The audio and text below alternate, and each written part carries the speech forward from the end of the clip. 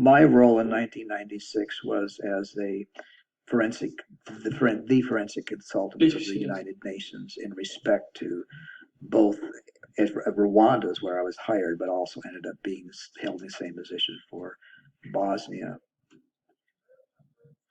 Were you able to come to any opinion regarding whether or not any of the individuals died or were shot at the location of the grave? In grave number NSK2, the grave containing the 19 individuals, some were in kneeling positions, some were in sitting positions with their heads slumped forward.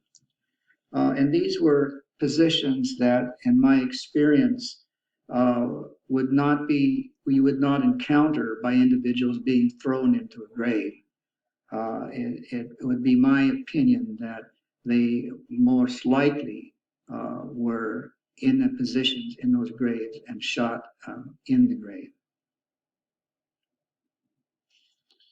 Professeur Ragland, vous allez répondre maintenant aux questions que Maître Wisnitz va vous poser du côté de la défense. Maître Wisnitz, c'est à vous. Vous avez la parole, s'il vous plaît.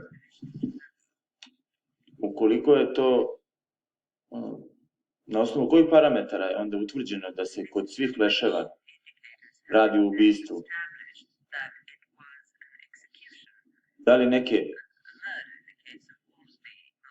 od uzroka smrti mogu biti samoubilačkog ili zadesnog porekla?